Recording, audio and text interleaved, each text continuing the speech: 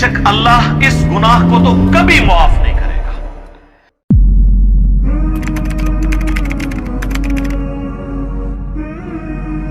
کہ اگر اللہ چاہے تو کوئی بھی گناہ کو معاف کر سکتا ہے، لیکن شرک کو کبھی نہیں معاف کرے گا، کیونکہ جو شرک کیا ہے وہ بہت بھٹک چکا ہے۔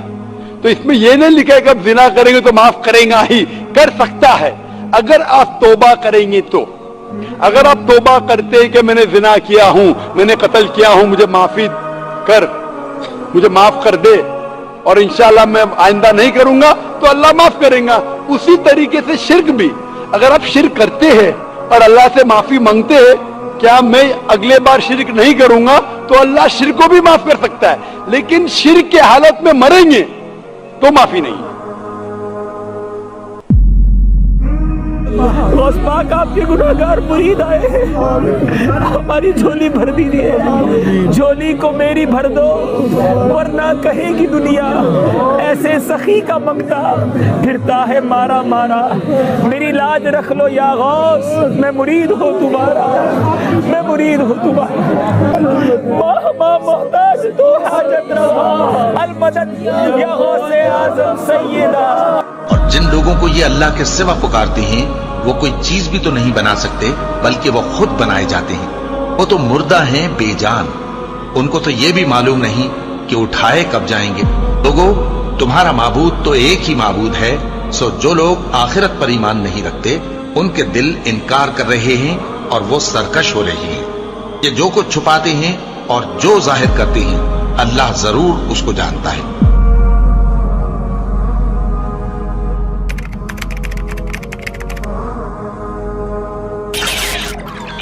حضور فرماتے من صلی یرائی فقط اشرکا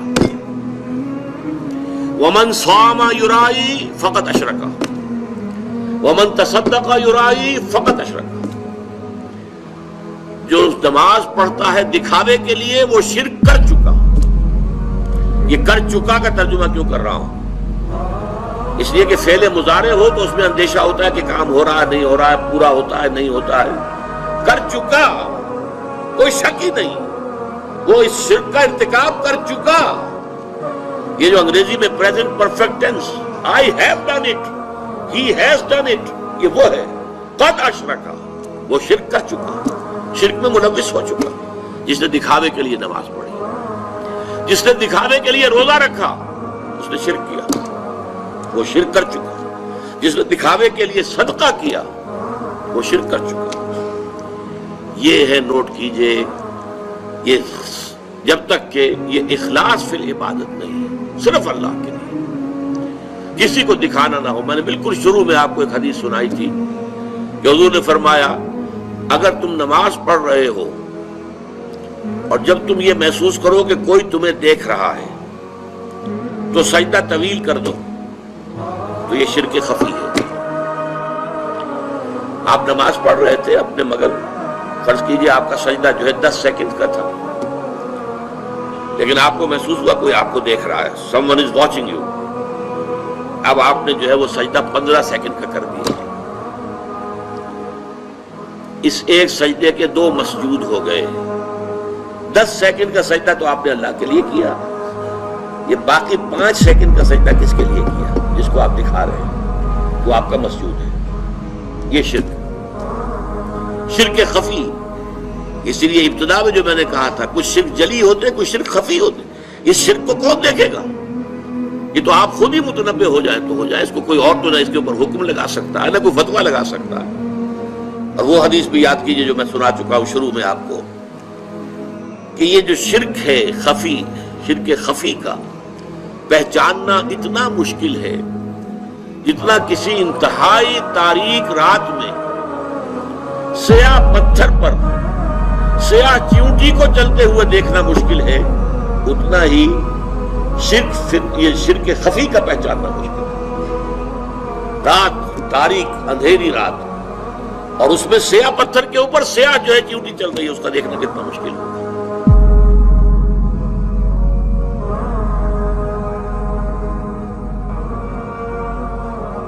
بسم اللہ الرحمن الرحیم۔ دعائے خیر تیرا دیار ہے دارالسلام یا خواجہ، تجلیاں ہے نئی صبح و شام یا خواجہ، نہ فکر میں نہ غم جام تیرے مستوں کو، تیری نگاہ سے چلتا ہے کام یا خواجہ۔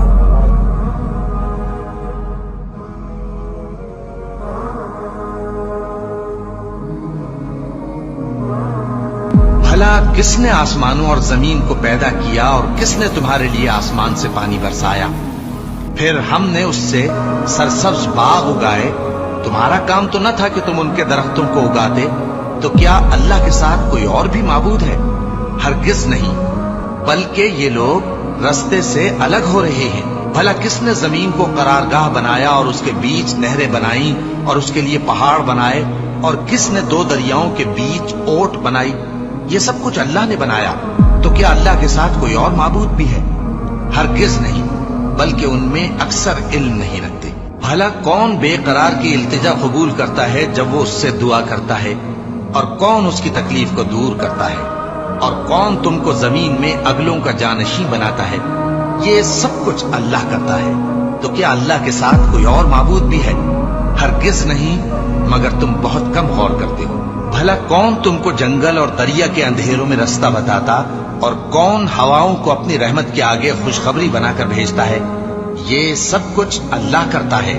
تو کیا اللہ کے ساتھ کوئی اور معبود بھی ہے؟ ہرگز نہیں۔ یہ لوگ جو شرک کرتے ہیں، اللہ کی شان اس سے بلند ہے۔ بھلا کون خلقت کو پہلی بار پیدا کرتا پھر اس کو دوبارہ پیدا کرے گا؟ اور کون تم کو آسمان اور زمین سے رزق دیتا ہے؟ یہ سب کچھ اللہ کرتا ہے۔ تو کیا اللہ کے ساتھ کوئی اور معبود بھی ہے؟ ہرگز نہیں۔ کہہ دو کہ مشرکو، اگر تم سچے ہو تو دلیل پیش کرو۔